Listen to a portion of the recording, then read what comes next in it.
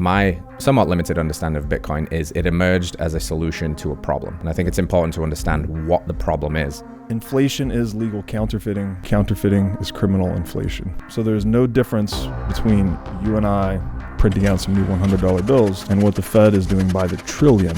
Who is behind it? Why? What is happening? The heart of man. What's the story? Is Trump good for Bitcoin? Tell me a bit more. Yeah, I am the worst guy to talk to about politics. I don't want to be endorsing fiat political statism. Fiat, you've used that term a bit, and I'm interested in the parallels between the broken fiat money system and how you've talked about fiat food. Life energy density per unit of food has gone down. We are overfed and undernourished. Exactly. But you're jacked. You look great, dude. Thank you so much. So a quick little high-level view of your health journey.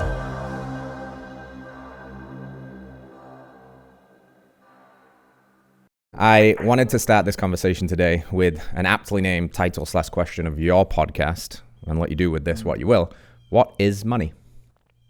Well, that's a very seemingly simple question, and it has a lot of answers. I never know which one to share, honestly. I've been accumulating answers to this question for almost 5 years now, and I think I have like 50 some odd answers to the question. We've actually compiled past guests answering this question in different ways. We've compiled all of their answers into single episodes, and we have a whole series called the What is Money series, going through all of these smart people that I've talked to and hearing their individual unique perspectives on how they describe the nature of money. And it's actually very interesting because it goes into almost any domain you can think of, right? Some people go into mathematics, some people go into philosophy, metaphysics, anthropology, technology, energy. Like, it's just all over the spectrum. And I feel very fortunate to have stumbled upon this question as like in that it's very philosophically tantalizing, but it's also very relevant to the time in which we are living. Obviously, it's inspired by the emergence of Bitcoin. And I think a lot of people and institutions are now actually wrestling with that question. What is money? So I give you all that as like kind of a setup. I really don't know which way to take it, but on my way over here this morning, I had a 1 hour Uber ride. And so I was sitting in meditation, and it was occurring to me that a lot of what humans do is ritualistic, right? Even our daily, we talk about our morning rituals. So we have them independently and unique unto ourselves, but we also have them collaboratively and amongst people. Obviously, you could even say a business, right, is kind of a ritual. You go to the gym, right? You go to a workout class. That's a type of ritual. Everyone's coordinating their actions and efforts in a certain way, in a certain pattern. You know, if you're in a yoga class, you're literally all putting your bodies in the same geometric patterns designed to align yourself with the universe and maybe make yourself a little bit more limber so that you can sit in meditation longer, which is another ritual. And so we are this like ritualistic creature. And I think from ritual, one of the most primary rituals for human beings is trade, basically, right? This is how we actually become interdependent. It's how we enjoy the things that we are each good at.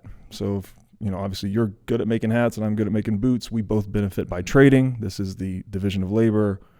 This is the win-win game that humans can play and actually increase their standards of living through cooperation. This is also why coercion is a big problem, because that's opposite to that process. It makes it a zero-sum game rather than a positive-sum game. So let's say ritual is very primary. Trade is probably the primary ritual. Money is an emergent phenomenon of trade, ultimately. It's just whatever the most tradable asset is in any economy. You'll often hear people talk about prisoners using cigarettes as money and things like this. It's because that particular asset best plays the role of money in that microeconomy, right? Like, it's divisible, it's durable, it's usable, all these things we can get into later.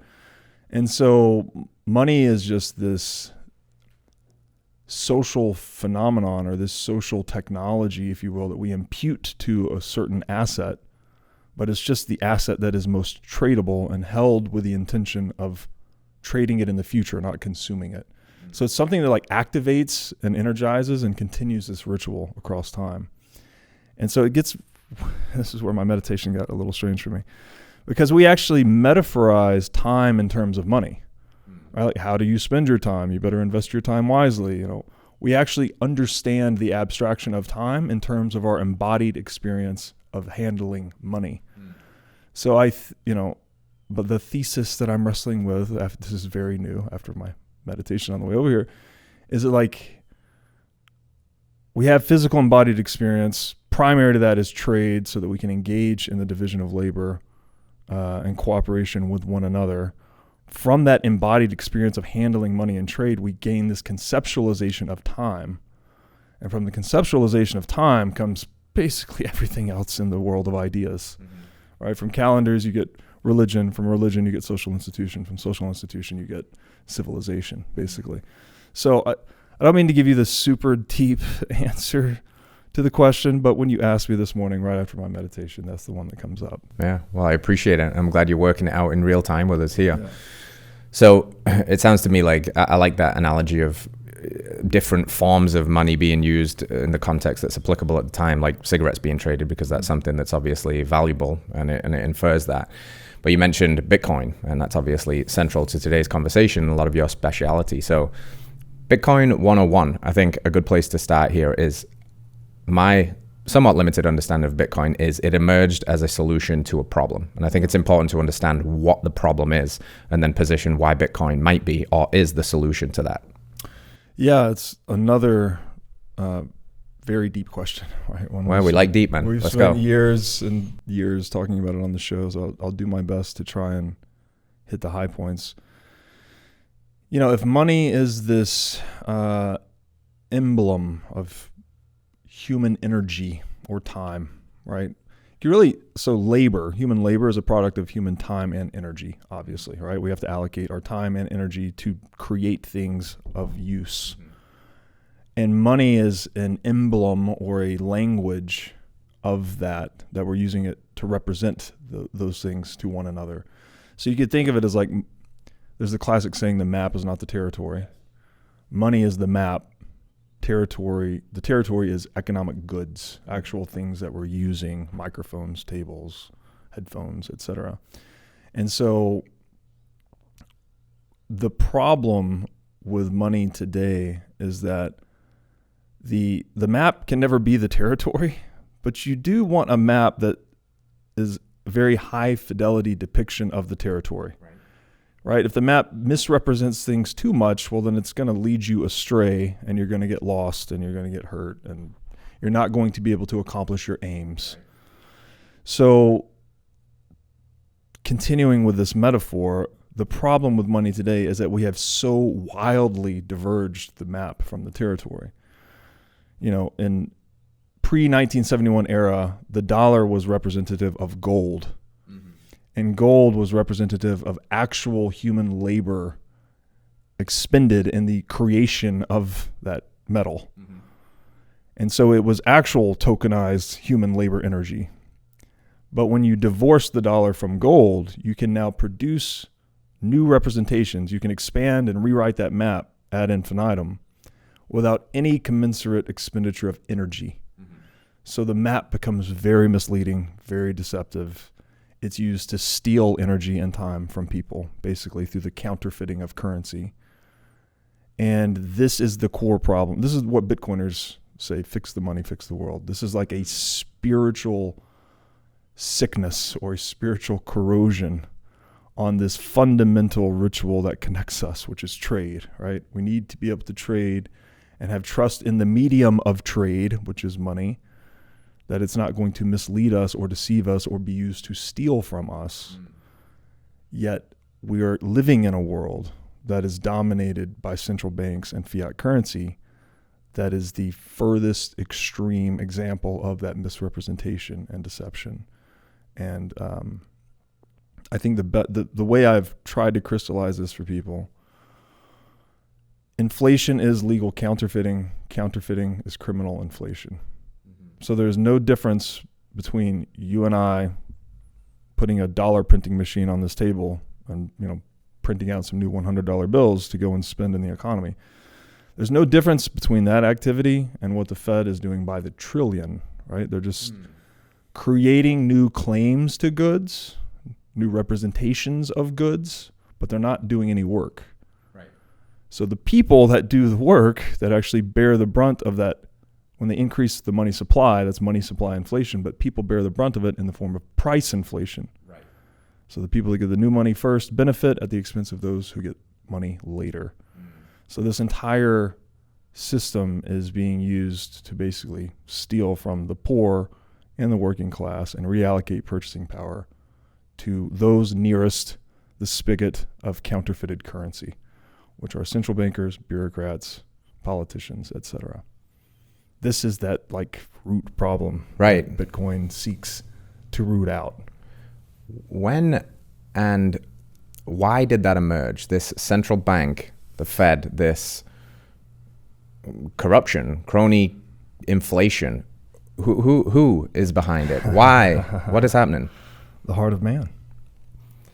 I think Ron Paul's definition is excellent here on money. He says, money is the most sought after monopolistic power of man.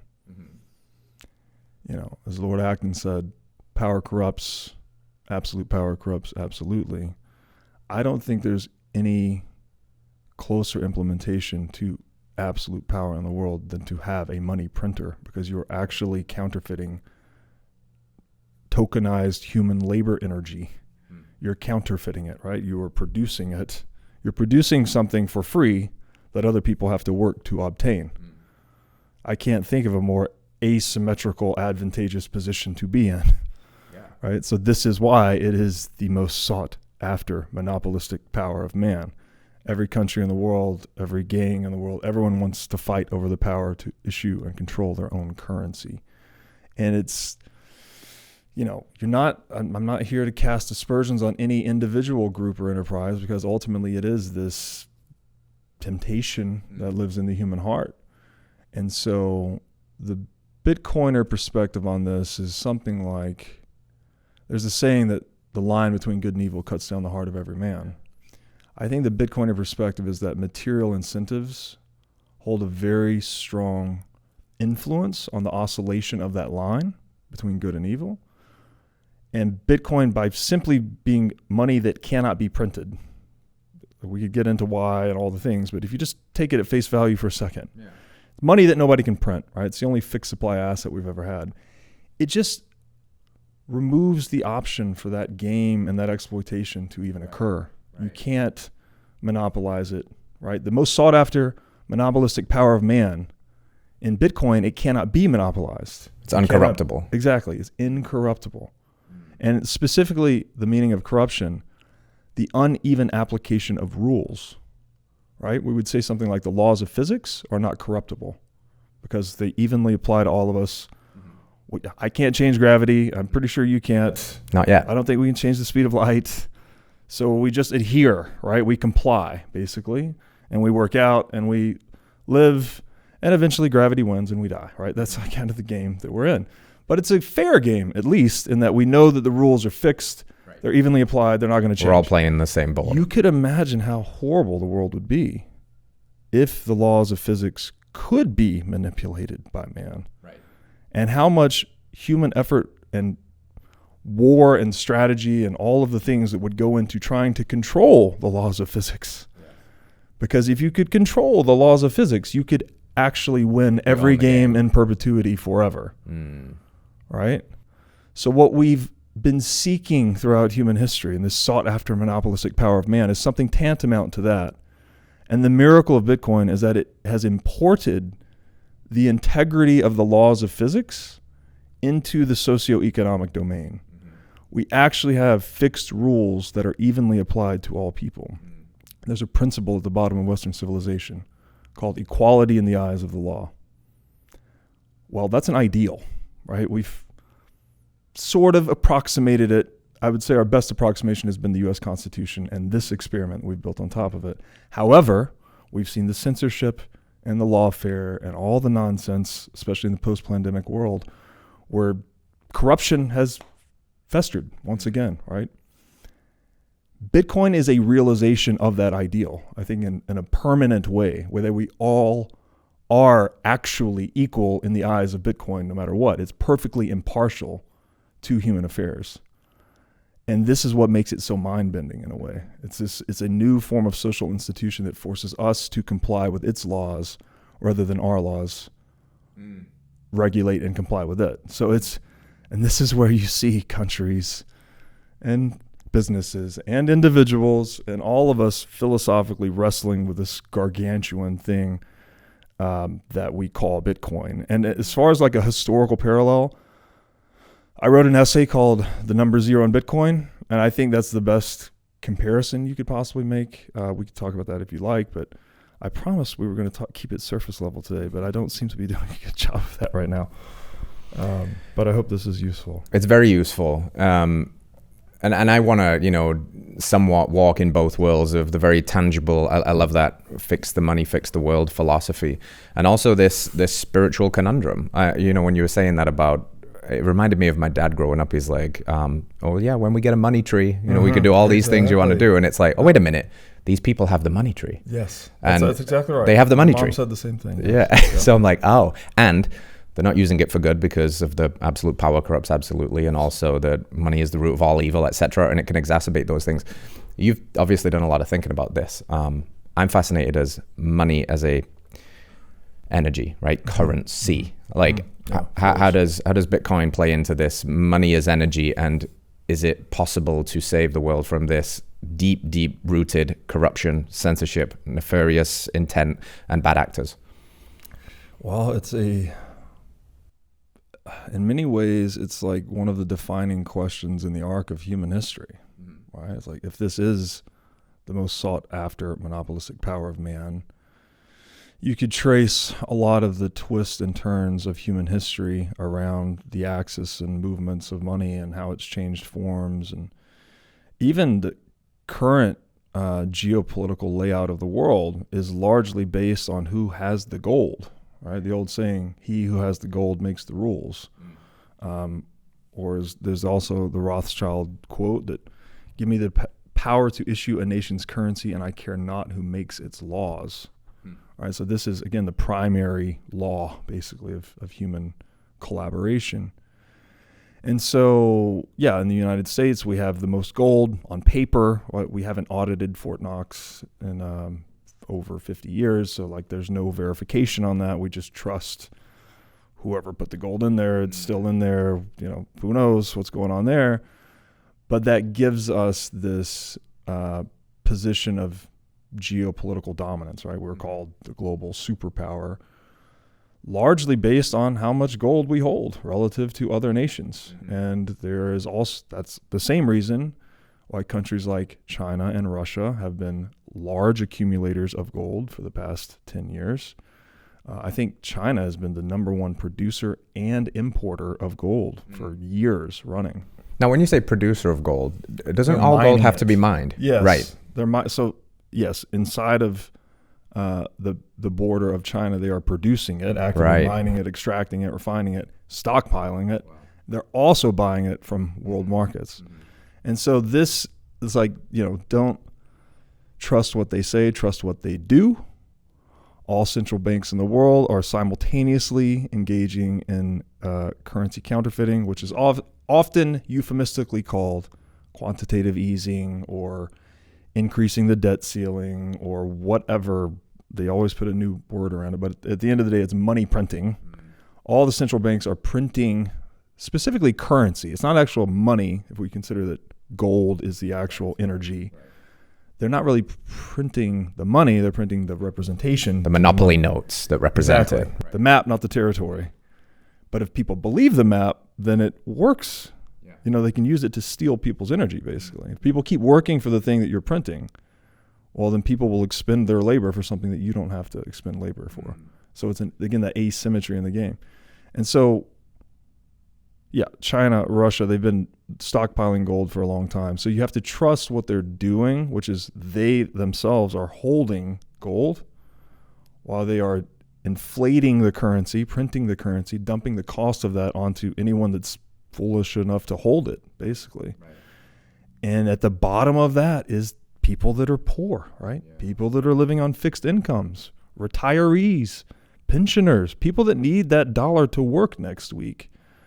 This is the bottom of that pyramid that's getting dumped on through central banking. So when we say the rich get richer and the poor get poorer, like, I would argue that this is the core determinant of that dynamic. It's not to say that rich won't maybe continue to increase their wealth relative to the poor, even in a free market environment. But at least in that environment, you get the tide that rises all ships, right? That we're increasing standards of living and human productivity per capita. So on a per capita basis, and we've seen this like since the Industrial Revolution, GDP per capita has gone up despite all of this theft and reallocation and war and all of these other things that have contravened the market dynamic that gives us so much prosperity, basically. So Bitcoin is, it's the map that does not deviate from the territory, right? It's actual tokenized human labor energy in a network that a central bank cannot monopolize, corrupt, distort, stockpile, manipulate. Like, you can stockpile, all you can do is accumulate it, basically. So that's the game everyone is now forced into playing. It's like, right, just to accumulate this thing. Right. The farm at Okefenokee is a revolutionary new regenerative agricultural community. It features an 8,000 tree olive orchard, which they use to make their own olive oil, as well as a very large pecan orchard. All the animals on the farm are heritage animals, with some varieties over 100 years old and others thousands of years old.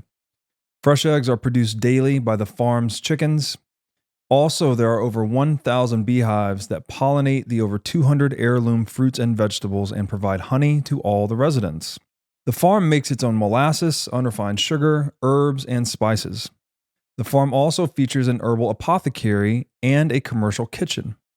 These are just a few reasons why the farm is the healthiest place on earth. To learn more about the healthiest place on earth, go to okefarm.com and use discount code BREEDLOVE for $21,000 off custom cabin pricing. Again, to learn more about the farm at Okefenokee, go to okefarm.com and be sure to tell them I sent you. Forget multivitamins and other supplements. Animal organs are the most nutrient-dense foods on the planet. You can get 100 times more nutrients from organs than you can from muscle meats. But the problem with eating organs is that they are difficult to find in stores, they are difficult to prepare, and even when they are prepared well, they often don't taste great. Thankfully, Heart and Soil Supplements has made consuming organ meats so much easier by providing powderized organs in capsule form. Organ meats include everything your body needs to thrive: vitamins, minerals, peptides, proteins, and growth factors. This is why organ meats were the most prized foods for our ancestors. Fortunately for us, Heart and Soil makes these treasured foods easily accessible. So go to heartandsoil.co today and use discount code BREEDLOVE to get started on your journey to optimal health and vitality. Again, that's heartandsoil.co, discount code BREEDLOVE. Have you ever wanted to start a business in the Bitcoin space? If so, then the Wolf Startup Accelerator could be for you. Wolf is the first startup accelerator dedicated exclusively to businesses developing in the Bitcoin Lightning Network. 4 times each year, Wolf brings teams from around the world to New York City to work with like-minded entrepreneurs, pushing the boundaries of what's possible with Bitcoin and Lightning. The program is designed to help early-stage companies achieve product-market fit, develop their brand, secure early-stage funding, and grow businesses that fuel the global adoption of Bitcoin. Go to wolfnyc.com to learn more or apply today. Again, that's Wolf, WOLF, NYC.com. Amidst the cultural changes afoot with the election and Trump getting re-elected to president and some changes there. How does Bitcoin play into this landscape? If this corruption is through the central banks, and I imagine there's a lot of corporate capture and things like that, what's the story? Is Trump good for Bitcoin? Tell me a bit more. Yeah, I am the worst guy to talk to about politics. I guess I would say through my recent conversations with certain influential Bitcoiners that I've become more a believer, basically, that this Trump victory, which we just had 2 days ago, is a good thing for human freedom and Bitcoin. Now, I say that as someone who's deeply anti-state and anarcho-capitalist in my viewpoints, so I'm not supportive of the state or I don't even endorse political candidates. Like, I was asked to endorse RFK. I think RFK is an amazing guy, right? Like, really like the guy a lot, but I still was hesitant and I did not ultimately endorse him because I don't want to be endorsing fiat political statism. But anyways, it gets complicated. The older you get to, you're like, well, you got to kind of comply with the structures that you're in, even if your ideals deviate from them. So to answer your question in short, I think the Trump victory was a good step for Bitcoin, obviously. And anything that's a good step for Bitcoin is a good step in the direction of furthering human freedom. Yeah. Fiat, you've used that term a bit, and I'm interested in the parallels between the broken fiat money system and how you've talked about fiat food. And actually, these are more closely linked than we might imagine. So what is fiat? What are the parallels here? Yeah. I would actually point people to the book. Saif Dinamus has written the Bitcoin Standard. He also wrote the Fiat Standard. And then I think someone wrote a book called Fiat Food, which I have not read myself, but I've heard does a brilliant job explaining the connections between fiat money and fiat food. To speak somewhat philosophically about it, it's like, okay, fiat currency is that map that does not actually connect to the territory, right? It's money divorced from energy, basically. But when you have it divorced from energy, but other people think it's still redeemable for energy, they'll work for it so you can steal labor through printing currency, basically. So you get currency that has very low energy density, like in the technical term of economics, it has low purchasing power density, which means each unit can't purchase as many goods and services as it otherwise could. And this seems to permeate into the sphere of food production through a number of, these complex webs, which I'd point you to these books to describe, but it has a lot to do with subsidies and, certain vested interest that can lobby government to, let's promote seed oils and, get rid of raw milk, create legal frameworks like this that get us into the situations we're in today. And so you end up in this world where, again, it's kind of mirroring, right, as above, so below.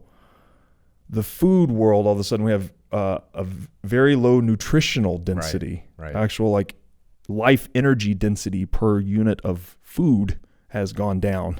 We are overfed and undernourished. Exactly. Yeah. As we are over indebted and under prosperous, basically, right? So we've debased the currency and the money, we've debased ourselves nutritionally, and I think you can go a step deeper and say we've debased ourselves morally, spiritually, etc. Of course, yeah, it's all connected. What do you think is so attractive, and why are these superpowers of Bitcoiners and beef maximalists coming together? I would take it right back to this idea of density, right, which is a very important quantity in physics, right? It's content per unit volume. And if we are this animal that is obsessed with economizing, which is to do more, to accomplish greater results with less efforts, right? To get more done in less time, to solve problems better, faster, cheaper, well, then density really matters.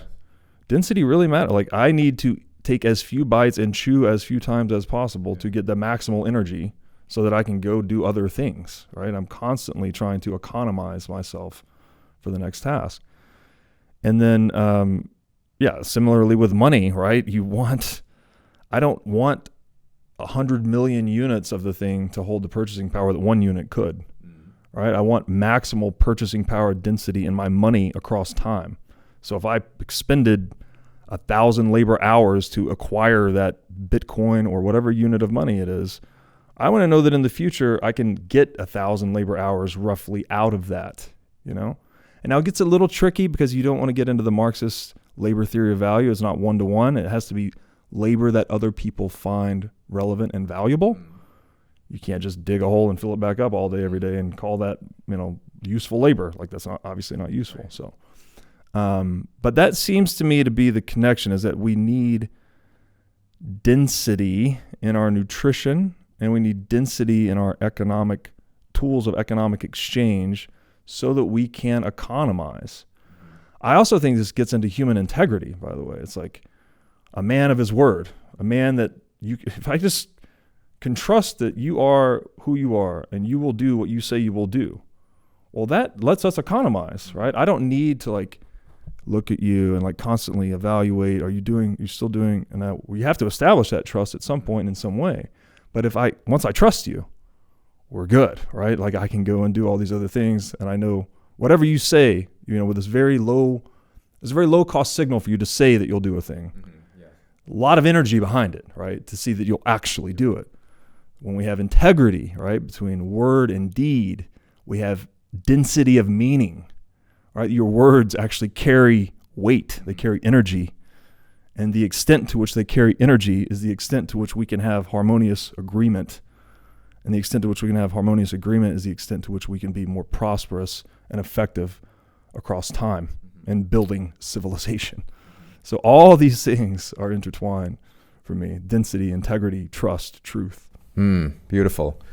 What's that all for you? Why does it matter? What does it afford you in life? What kind of life is this? Freedom, sovereignty? Is it something else, philosophically, that drives you? Why is this so important for you and globally to be adopted? I think for me, it does come down to the word freedom, but I would also caution people that my own understanding of freedom has evolved a lot over time as I've aged as a man, and as I've gone through things in life and gone through adversity. And I think the more immature perspective on freedom is something like, I can do whatever I want, whenever I want to do it. Yeah. Very probably, teenage men, 20s, in their 20s, at some point, you go through this. It's almost inevitable. It's a testosterone thing, I suppose. I get it, right? I totally get it. As someone that is still pulling himself out of it, I'm not gonna talk to you like I'm on some kind of high horse over here, like I've solved this. It's part of who we are, right? We are territory takers. We're warriors, right? We've literally been fucking at war forever. That's what humans do. Yeah. Like you said, we've always traded. We've always fought too. We've always fought. Exactly. Yeah. And I guess it's, in many ways, Bitcoin is helping bring out the better angels of our nature in that way, that maybe we can stop fighting amongst ourselves so much physically and then start trading and actually, lean into our humanity more, lean out of the animality into the humanity. And it's not, look, I'm all about the animality, by the way. I like to eat meat, work out, hunt, all this stuff. But I don't want to go to war with other people. No. That's actually the least productive thing you could ever do. Yeah. If you instead coordinated and traded with those people, everyone would become more rich, wildly more rich. And what is, there's maybe it's demonized to say that, to be rich. But it's don't you want everyone to be rich? Yeah, right. Right? If everyone has their basic material wants and desires covered, then they are free. They are liberated to pursue the things that they find interesting in their heart, whatever they may be. Well, that's a world I want to live in, where everyone's coming from the truth of their heart and doing what they want to do, with the limiting principle of other people, right? And this is where you asked about freedom. Founding fathers had it right, sort of. I think you have to go back to 1215 Magna Carta, where it was life, liberty, inviolable property. This is the essence of institutionalizing freedom, so far as I can tell. It's biblical, right? This is the socially institutionalized form of the biblical commandments. Thou shalt not steal, thou shalt not kill. Life, liberty, inviolable private property. We swapped out property for pursuit of happiness in the U.S. Constitution. I'm less convinced that was the right thing to do. But ultimately, freedom for me today is the recognition of that. And I would further add to it, actually, maybe I'll read the words here, but there's this paradox in freedom where it's like this submission to truth.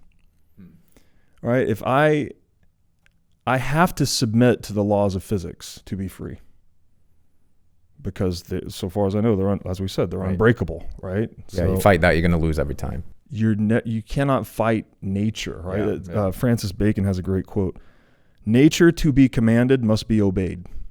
It's a paradox, right? You can't control nature. You can only conform yourself to it, basically. So in freedom, if you actually want liberty and freedom and transcendence and commanding of nature, if you will, well, you better have to learn a deep obedience and a worship of her principles, her physical principles, her metaphysical principles, moral principles, ethical principles. All these things we've discovered over time. You have to take those things very seriously if you want to actually transcend and become more human, become more free. And so it gets a bit radical. I guess I could read this. I will read to you, I will share with you the words that came to me after my meditation today, and I hope it lands with people I'm not actually a religious guy. I consider myself more philosophical, spiritual. I do consider myself to be a disciple of Christ, like Christ consciousness. I try to hold myself to a very high and strict standard, and I try to hold those around me to a similar standard. That's not my creation. I feel like I'm just carrying on an old family tradition, as we might say in Tennessee, you know? Yeah. So this came to me today, and I'm not a religious guy, but I said, king energy is the enacted recognition of the kingdom that lives within the heart of every man, woman, and child. Christ consciousness is the proper apportioning of energy among every member of every kingdom, within and without. The philosopher king worships at the altar of Christ consciousness in order to emulate him in the building of crystalline cathedrals of freedom, truth, and love in the hearts of every fractal kingdom. Edified by the knowledge that we will always miss the mark, let us nonetheless strive to perfectly imitate the perfect integrity of Christ in every thought, every word, and every act. And I think Bitcoin is an exemplar of that, in that it has perfect integrity. Bitcoin literally can't do anything other than what it says it will do. And to what extent does that have an impact on us through material incentives? Yet to be seen. But I do see a lot of promise in it, inspiring transformation in people's lives to date. And so, yeah, very hopeful for what Bitcoin can do to that. Yeah. That's a fascinating frame. The Bitcoin is one of the tools that unlocks, I think it's Charles Eisenstein's idea of the more beautiful world that our hearts know is possible.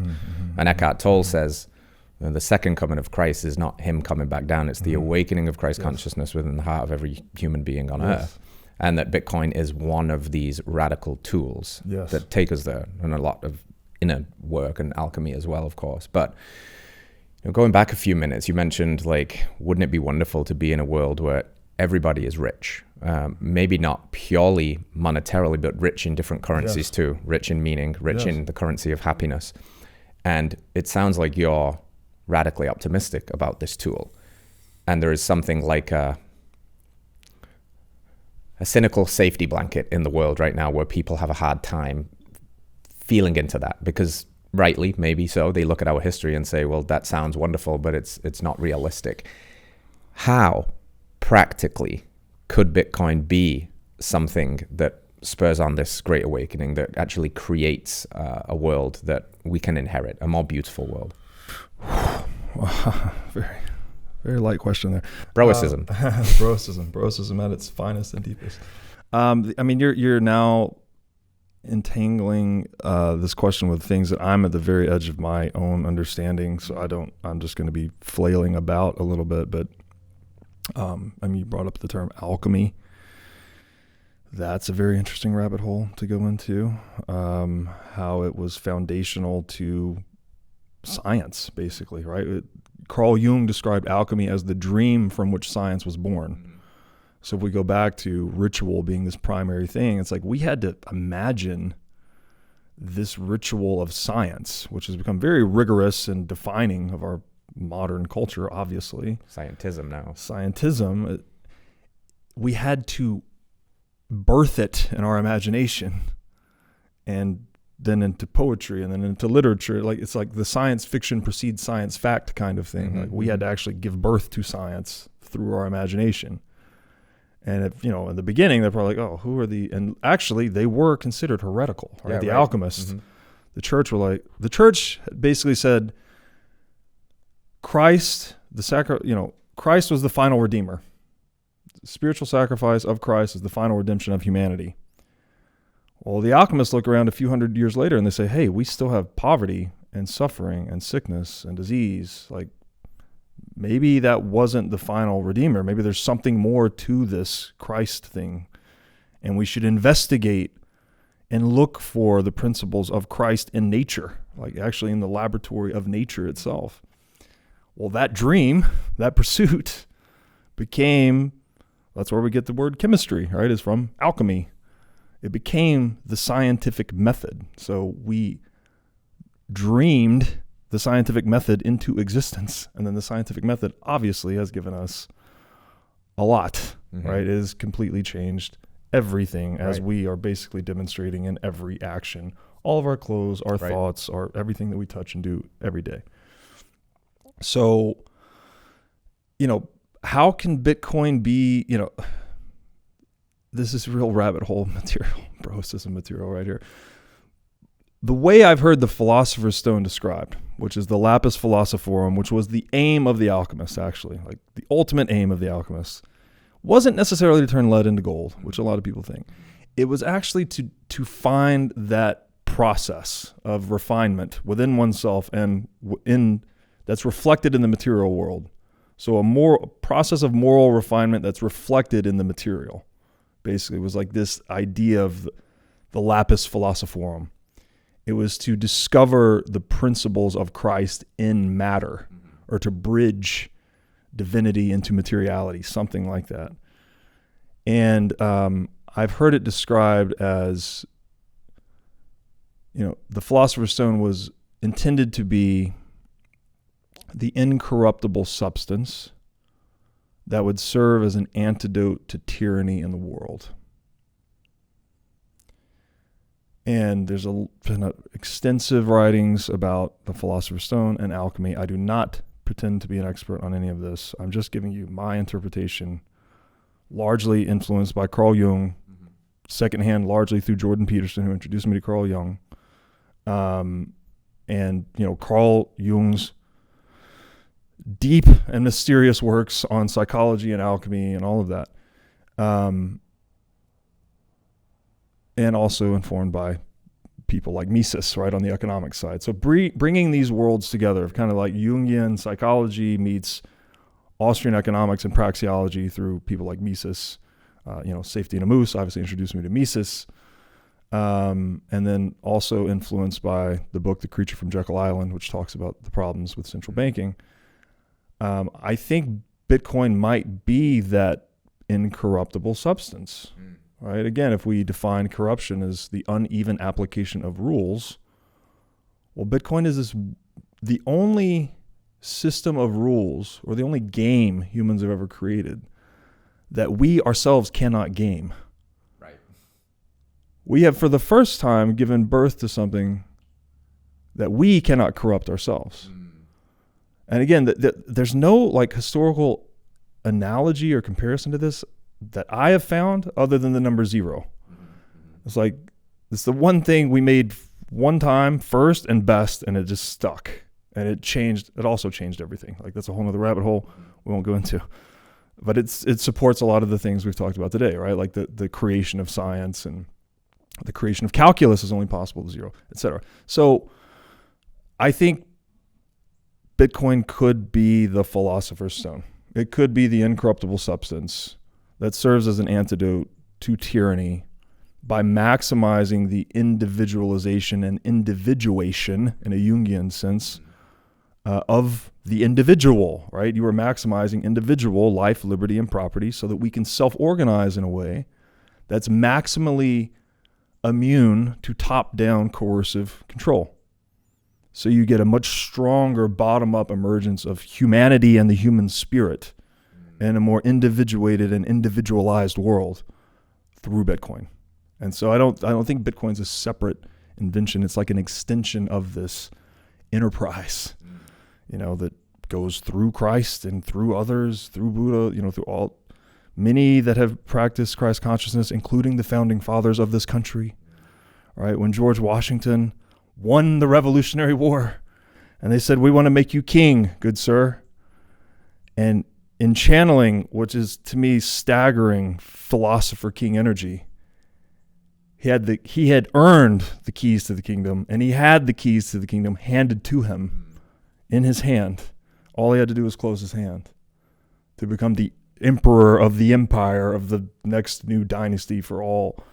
We would not be the United States, right? We'd be the American empire. And he left that hand open and said, "No, I will not be your king."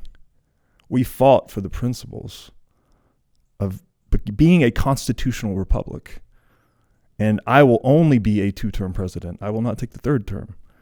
That man is channeling some serious, what I would call Christ consciousness or philosopher king energy. And I hope that Bitcoin is an enabler of that. We get more men channeling that spirit, right? He's not doing what's best for him, his family, his lineage.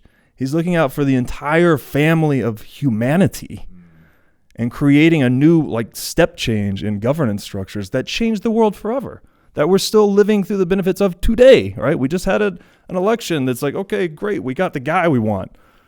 Hopefully that's going to sway it back in our favor. All of these are vestiges from that decision that one man made, standing on the inspiration of Christ. So that's powerful.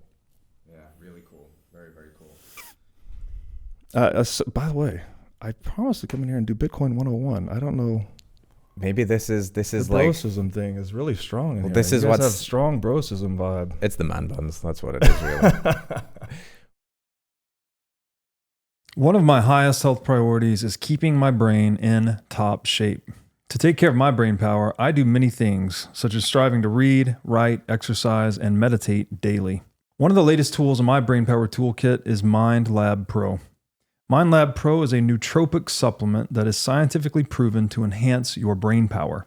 When I take MindLab Pro, my mind feels like it has a better grip on the world, my thinking is more lucid, and the articulation of my speech is radically improved.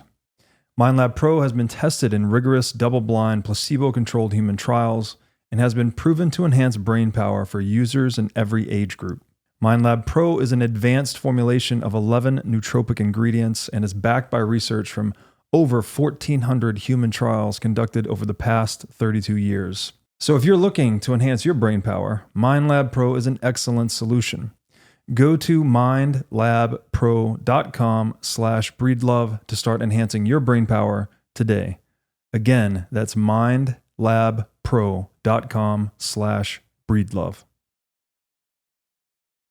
Before starting the What is Money show, I spent most of my career as a CFO, overseeing internal technology implementations and business acquisitions. Over the next 10 years, it is projected that over 12 million businesses in the US will be sold. If you are an operator running a business generating between $5 and $200 million of revenue, and you're considering selling your business within the next decade, then there is a significant opportunity for you to deploy technology to streamline business processes, reduce operating costs, and enhance the multiple your business ultimately sells for. To this end, I am partnering with the team at Emerge Dynamics, a firm with decades of experience in maximizing the value of privately held small and middle market businesses. Go to emergedynamics.com/breedlove to learn how you can build an attractive, high multiple company that maximizes your return when you fully exit. Again, that's emergedynamics.com/breedlove. Well, let's go back into a Bitcoin 101 then, put our feet firmly on the ground, because Bitcoin is not crypto, correct? It is a cryptocurrency, but it is not crypto. What's this whole... Bitcoin, not shitcoin. Bitcoin, not shitcoin. Yes. What's that about?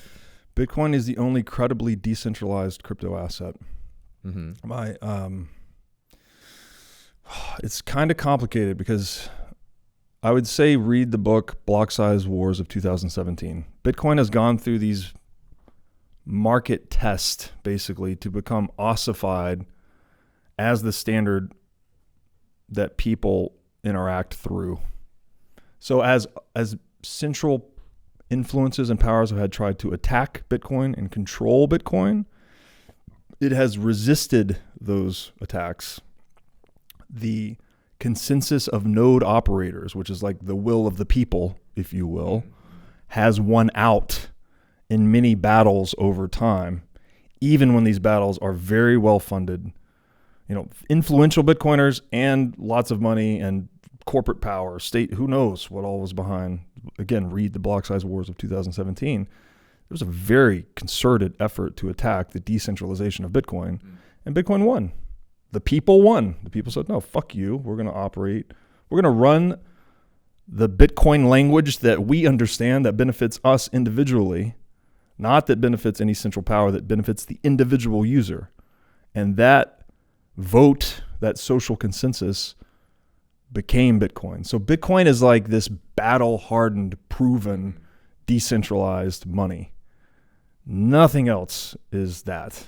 Everything else is just a cheap imitation of that. It's the other analogy I could use is like if you guys remember, which I'm getting old now. I guess most people don't remember the emergence of the internet, actually, but I'm old enough. Days. I'm an old millennial, so I guess I'll sound like the old guy now. Pushing 39 years old, but I remember a day before the internet. And when the internet was emerging, there were a lot of really cocky, arrogant Fortune 1000 companies that said, we don't need the internet. We don't need to create a corporate website.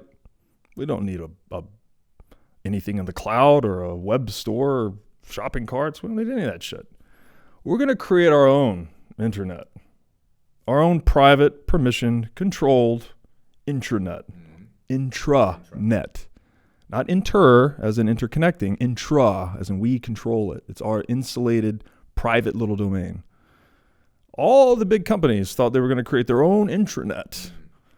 And they were going to run the world from their own little private intranet. And what happened 25 years later?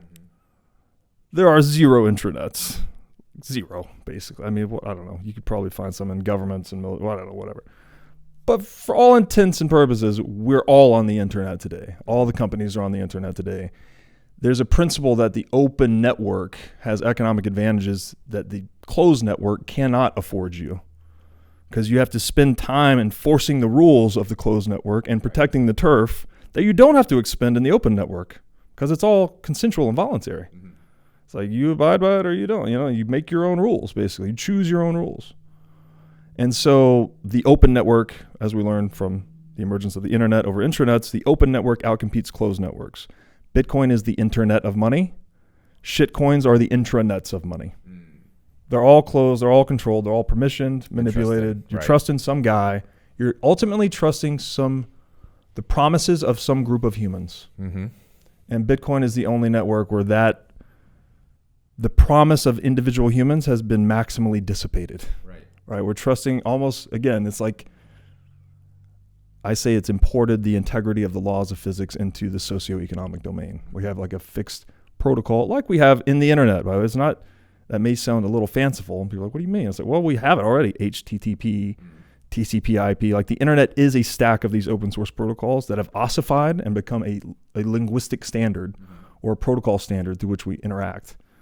Bitcoin is just the latest layer in that, but for economic energy rather than just information. That's cool. That's a really cool analogy. But to help people understand this, at some point, Bitcoin had to come from somewhere, and Yes. that came from some guy That's right. at some point. right. Tell me that story, because it's fascinating. Well, nobody knows this story, I know. really. I mean, it's the mystery of The guy's name is Satoshi? Satoshi Nakamoto. Name. Maybe a woman, who knows? Yeah, it's pseudonymous. He identifies as an individual man. But basically, Bitcoin was released as an open source project to a chat room of people that had been working on non-state digital cash for like 25 years. So it was all the people that were primed to poke holes in the idea and, implement it if it was useful, break it if it's not useful. There's this long legacy, and it's the cypherpunk legacy, right? Which is born from the anarcho-capitalist legacy, which is born from the libertarian philosopher legacy, which is born from the Austrian economic legacy, which is born from, I would argue, founding fathers, and it goes deep, basically. Not just the founding fathers. There's other people who've been fighting for liberty outside of just the U.S., obviously. I don't want to come off as a U.S. exceptionalist by any means. Mises, for instance, he came to America ultimately to preserve his liberty, but he is not of American origin, right? And he carried that seed of actual economic knowledge and wisdom into the future. Sorry, I got off from the initial. Mm-hmm. What was it? We're unpacking who this Satoshi character might be. Yeah, Satoshi. We don't know. And how more specifically, like how has what he set up, like with these the intranets of shitcoins, like they ultimately come down to good faith that a person won't screw this up, and how Bitcoin is slightly different to that. Basically, he's rendered himself out of the picture. Yes. Yeah. Right? This is like, man, it's brilliance, like meta brilliance or something. It's like he knew the game that he is disrupting is so big. Right, it's the game of money itself, the most sought after monopolistic power of man. Okay, I, Satoshi Nakamoto, I'm going to introduce a thing that disrupts that whole game. I can't be an I. He can't be a human. He can't be an identifiable person. He can't be, because not only will the state target you, but they'll also denigrate you. They could even just smear the project optically. And it's like, oh, this Bitcoin is bullshit. It's just this guy trying to get rich. Look, he's got 1 million Bitcoin. Mm-hmm. He's out on the Mediterranean with his yachts. And like, you can't trust this guy. Like, you don't want to. So we don't know. Again, we don't know. We don't know. Is it unintentional disappearance? Did he die? Was it a team of people that lost the keys or the project fell apart? We don't know. We actually don't know. Right. But in that mystery is this nice bedrock of decentralization. So Bitcoin is going to say things like, we are all Satoshi. You couldn't say that if we knew who Satoshi was. We're like, no, you're not all Satoshi. He's Satoshi. Yeah. But we can't do that. There's no guy to point at. There's no one to point at. So we just have this mystery. So it has like this mythological, they call it the immaculate inception, or the immaculate conception, right? Obviously, drawing on a Christ analogy, but I think the mystery is a really good thing, and I'm sure it's fun to speculate on who Satoshi might be. I had a guy on the show recently talking about John Nash. He thinks John Nash is Satoshi. Mm. John Nash is very popularized in the movie A Beautiful Mind, but he's like he's not the father of game theory, but he advanced game theory a lot. He's where we get the term Nash equilibrium. Right. And so, anyways, there's a lot of fun, entertaining journeys to go down on who is Satoshi, but at the end of the day, it's like, I think it's just really good that we don't know. Yeah, that's awesome. What are the government going to do now if they see, because they're going to want a slice of the pie somehow. So are they going, they're going to, I believe they may even have it in the works or whatever, but is there going to become a digital centralized bank, and how might that, what should we be looking out for there? Well, definitely the CBDCs, which we're already hearing about, are a direct competitive response to the emergence of Bitcoin. And they are the antithesis of Bitcoin, right? If Bitcoin is open, it's literally open source. So all of the rules, all of the code are openly inspectable and verifiable by anyone. It's a language in which nothing can be hidden or in which lies cannot be told, right? Because it's open for all to see. Sunlight is the best disinfectant. I don't know how many analogies you want to say about this. It's like when everyone has all their eyes on it, you basically can't hide anything, right? Well, the CBDC is the exact opposite of that. The exact opposite. It's literally just a black box. Trust our 7 guys or we'll hurt you. And, we're going to print as much as we want. And if you talk back to the government, we're going to turn it off and blah, blah. And it's already, it may sound like conspiracy theorist, tinfoil hat guy, but it's like they already have the social credit scoring system in China implemented and active right now. If you go and say something against against the CCP, they will, it depends on what you say. I guess if you say something softly enough, they'll just shame you publicly. Yeah. They'll literally put you on a billboard in your neighborhood and shame you. And be like, this guy, don't be like this guy. Wow. And then if you take it a step further, they'll turn off your money. Yeah. And then if you take it a step further, they'll black bag your ass and put you on a train, right? Is that the world we really want to usher in? With an essentially controlled money is the ultimate instrument of social engineering of that type. So what is the opposite of that? Human freedom. Human individuation, liberty. Wild, man. I have been relatively recent. I believe in the Bitcoin world, it's an orange pill that I've swallowed recently, which is cool. The orange pill. Yes, I hope. Yes, that's the right metaphor because it's invoking the metaphor of the Matrix, which is invoked from the allegory of the cave by Plato, actually, where you are awakening. You take the Bitcoin orange pill and you're like, oh, wow, the world is not what I thought it was at all. I've been unplugged from the Matrix. I see it for what it is. I now need to figure out how to respond. And welcome, my friend. I know, it's good being here. I'm worried maybe, and you can correct me if I'm wrong, whether I'm in the right place, though, of where I'm holding, because you hear all this conflicting opinion about wallets and yada yada. Right now, I am in Coinbase. Is Coinbase a safe place to put money? Is there better places? What should people be thinking about here? Not your keys, not your cheese, as we say in Bitcoin. So to hold Bitcoin is to hold the private key that can spend that Bitcoin. Yeah. So it's the physical possession of gold is literally in your hands, in your safe, in your vault, under the ground, where only you can access it. No one else has knowledge of it. Yeah. Right? That's the same level of security and seriousness you need to take with this piece of information called the Bitcoin private key. Yeah. You leaving it with a custodian, Coinbase is the worst too, by the way. They're selling all your data to the feds and it's just get off of there. They're not a sponsor of mine, as you would imagine. I bet not. Just get the keys into your own hands and into your own control. I think the best way to do it, you can just do normal self-custody on a hardware wallet where you own your private key. You can access and spend your funds through access to a physical device with a PIN number, right? And if you lose the device or the PIN number, you have the backup, which is the private key itself. However, that's single point of failure, which is you, right? If you lose any of that or if you die, well, that makes it difficult to pass those funds on. So I think multi-key custody is the best. And there's a lot of different ways you can do that. You can do that among individuals in your own little group, and you can build your own little multi-key quorum.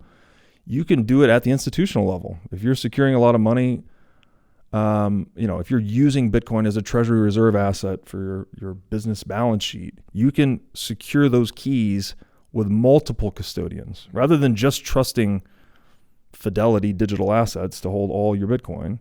You could give them one part of a 3-part key. Interesting. And you need 2 of 3 to unlock and spend those funds. So you can create a collaborative dynamic at the institutional level, at the individual level, whatever it may be. This is the same protocol we use, by the way, to secure nuclear launch codes, right? There's not one guy with his finger on the trigger, right? There's concentric circles of guys that need to do certain rituals and very specific steps and very certain timing according to very specific things before that missile goes launch. Yeah, probably a good idea. Yes. So Bitcoin gives you that. You can get as deep and precise as you want with it, but it gives you that level of control Cool. and precision and planning over the control of your purchasing power. Okay. Well, I got some homework to do. Yes, Getting but off- and there's getting off and this. sorry, I don't mean to make it sound intimidating. There's companies that hold hands Yeah. and do this. Yeah. I won't name any here out of not to play favorites, but yeah, research multi-key or multi-signature custody setup for Bitcoin. Cool. And there are some credible U.S. companies that will walk you through that process. Cool. Well, I have to ask you this as we start wrapping up here. Give me, if you dare, a price prediction for this next cycle. Oh God, this is the worst. It's the worst, least broism question you've asked me all day. Closing with a banger. Yeah, it's utterly unpredictable. I put out one of the, which I'm saying that, but I've also put out price predictions in the past, and I put out one I think you have to check me how many years ago it's been now. It's been 3 or 4 years probably, and I predicted that Bitcoin would hit north of 300,000 in its next market cycle peak. So I will say, those who live by the crystal ball are promised to eat glass. I'm not saying to take a price prediction as gospel and incorporate it into your leverage trading strategy and get wiped out. Don't do that. That's this is not financial advice, all of those things. But in my own speculation about, okay, well, what has Bitcoin done historically in kind of a geometric way, right? It goes through these geometric waves where it will grow. I mean, 2017, we grew from sub $1,000 Bitcoin to $20,000 Bitcoin by the end of the year, right? So it did a 20x in a year. And then it does an 80% drawdown and goes back down to 3,000. And it trades sideways and, around that range-bound trading for 3 or 4 years before it goes into another one of these exponential waves up. And those exponential waves up seem to be mapped onto the halving cycle of Bitcoin, which we didn't talk about today, but it's basically every 4 years, this newly issued supply of Bitcoin contracts by half. And you take that supply off the market, it puts upward pressure on the price, you get these big waves. So I think, I used to run a hedge fund and do all this analysis. I basically said, I think it's going to hit, I think I said 317,000 at the next peak, but don't hold me to this and don't do your trading strategy on this. The optimal strategy with Bitcoin is, first of all, study it, right? Yeah. Nothing that I'm saying is gospel. Nothing that anyone says is gospel. Decentralize your worldview. When you decide you want to hold some of it, I think it's best treated, again, this is me giving you advice now, treat it like a long-term savings device, not as a checking account. If you're emotionally attached to every Bitcoin price movement, you're over-allocated, basically. Right. You should be excited. When the price goes down, I'm like, oh, I'm accumulating more. When the price goes up, I'm like, oh, I'm richer. Yeah, right. Okay. I have no, it doesn't change my investment strategy. I can just run grandma's wisdom, right? Mm-hmm. Make more money than I spend and save. Just in this Bitcoin world, my savings actually works for me now. Yeah. It's like growing at 200% annualized compounded growth rate. It actually really, really, really works for you. So that's the way to treat Bitcoin, is just treat it as a long-term grandma style savings account. Solid. Very solid. All right. Last one from me, bro to bro. Selfishly, not money related, but you're jacked. You look great, dude. Thank you so much. So a quick little high level view of your health journey. Where did it start, and what are your big, obviously we talked about nutrient density and food, but what are your big principles that you do to stay in great health and great shape? So it's been a lifelong thing for me. So I was a big kid. I was actually overweight, 200 pounds, 7th grader, 11, 12 years old. Yeah, right. Tall, always a tall kid, always a big kid, but also overweight. Mm-hmm. And I think my family just didn't have they just bought into the standard American diet, basically. My mom was like, oh, you're a growing boy, you eat whatever you want, pizza, McDonald's, whatever. And so I had to learn, somewhat through the emergence of the internet and other things. I was like, this is not right. I don't want to be the fat kid at the pool party. I want to look good. I want to take care of myself. What can I do differently? And so I guess got interested in nutrition at somewhat of a young age. I was also getting into sport. So I was very fortunate that I got into Olympic style weightlifting at a very young age. I'd done football and wrestling before, but then Olympic style weightlifting became my primary competitive sport. I competed internationally for years, and I was, again, a big kid that started lifting heavy weights and got even bigger, right? I was 120 kilos by the time I was 17 years old. Damn. 120 kilos, like almost 250, 265 pounds. Yeah, dude. At 17 years old, competing internationally in Olympic style weightlifting. Wow. I was clean and jerking 402 pounds. I was snatching 325 pounds. And I broke American records, but only there's a lot of guys stronger and better than me at the sport. Like a tall guy actually is not great at that sport. Yeah. Which is where I ultimately gave up. I was like, what the fuck am I doing? I'm 6'4". I'd go to these competitions and these guys are like 5'10". It's a lot of distance to move that weight over. Exactly. Yeah. You're at a disadvantage basically. So, but anyway, I was telling you all that basically to say that I was a very big dude naturally. And then I also did this sport that made me really big. And like, this is way before I got into like trying to be in shape or a body. Like I was just doing sport basically. And so 17, I give up Olympic style weightlifting and I'm like, okay, I don't look good, by the way. I'm 265 pounds, but I'm all thighs and ass, you know, like my upper body's like, people are always like, what can you bench? I'm like, I don't know, like nothing. I don't bench. I put weights over my head. And so I made this conscious decision to start like trying to be more aesthetic and like take care of myself. I guess starting the journey of longevity as much as you can at kind of late teenage years, but really caring more about aesthetics, right? Like you want to look good, curls for the girls, you know, you want to look good at the beach and all that. Exactly. All that stuff. So yeah, basically been following that path and then also got into yoga, Pilates, swimming. Yeah. That was really good for the spiritual development, getting me into meditation. Everything we've talked about today, like largely influenced by my meditation practice, my spirituality. All like I can only tap into that world through that ritual, basically. Yeah. And I've also had health struggles, autoimmune condition that I still deal with. Paul Saladino has been very transformative for me in that respect. He, you know, quitting coffee. I really was like, I had quit everything, by the way. I'd like cut everything out of my diet. I was eating beef, salt, coffee. Right. That's what I was down to. And I was still having gut issues and I'm like, Paul, what else can I do? I'm like, really, it has been a long time, a lot of months, a lot of struggles. He's like, dude, you have got to cut out the fucking coffee. Are you kidding me? Like you're drinking roasted beans and just assaulting your gut lining? Like, no, it's like you're drinking poison. And I was like, don't take my coffee. Please don't take my. It felt like the only thing that allowed me to be a human, you know? And sure, I'm probably speaking to millions of people that have a coffee addiction because we all do, basically. Most of us, at least. And I listened to Dr. Paul and I just kicked it cold turkey. And week 1, I was exhausted. Week 2, I was fucking sad. Yeah, right. Really sad. Like felt like I had lost a friend. Yeah. Honestly. Melancholy. And like actually felt like I had lost a friend. And it was very sad and emotional and difficult. And then by week 3, you like start to come back a little bit.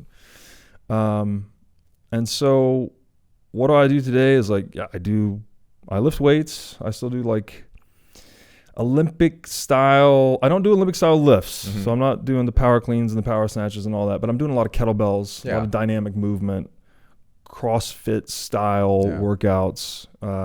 Do a lot of instinct training. So I'm just trying to get the metabolic conditioning, you know, like trying to get my heart rate up, but also trying to get a pump and always trying to keep the body in this place of exhaustion a little bit. You know, I don't feel right when I'm just not sore at all. Yeah. I mean, I do take a couple of weeks off a year, right? And just like let the body completely rehab. But throughout the year, I'm like, I'm going. Yeah. And so I think it's just all of that. Like that's what my fitness journey has become, is like all these layers of like, you know, competitive sport and then also trying to look good. I still want to look good, by the way, but it's becoming less about looking good as I get older and more about cognitive performance and feeling good. And now I'm really starting to think about longevity as you get into your late 30s and things actually start to fall apart and you're like, oh shit, I need to. Yeah. Not made of magic and rubber anymore. Exactly. Pay attention. And Paul Saladino has been great on that. And frankly, the organ supplements have been a big part of it. I've got I still have the autoimmune condition, but the symptoms are like 99% under control. And I can't singularly attribute that to any one thing. I can't say, oh, it was the coffee that did this, it was that. I'm also following recently Dr. Jack Cruz. Yeah. All his stuff on light and circadian rhythm, like that's been a big benefit. And again, this is the latest chapter in my health journey, I guess. But like these things have all been accumulating over time. And I hope I'm trying to embody like what I want other people to have. It's like, feel good, take care of yourself, do what you love. Trying to be that person. I'm not fucking perfect at all, and I've made a million mistakes. A ton of inner darkness and all the things, like every one of us. But that's basically my health journey. Yeah, man, you're on the right path. It's working. Thank you. But we got to get you out of here because you got a plane to catch. So where can people go to keep up with what you're doing? Thank you so much for having me, by the way. This place is awesome. Yeah, it's pretty dope. We like it. Yeah, the vibe here is... Come back anytime, man. And the announcement, the reason we had this conversation today is we're now accepting Bitcoin on the website, which is really dope and a big step forward for us in the right direction. So we wanted to get the guy on to talk about it. Well, I am honored to be the guy. That's awesome. So send us your Satoshis. Where can people go and keep up with you, man? whatismoneypodcast.com. Cool. Easy peasy. Robert Breedlove, ladies and gentlemen. Thank you, brother. Stuff. Thanks for watching. If you enjoyed this episode, click here to find more just like it, and here to find our most recent episode. Also, make sure to like this video to help shine light on the corruption of money, and be sure to subscribe to this channel to stay connected.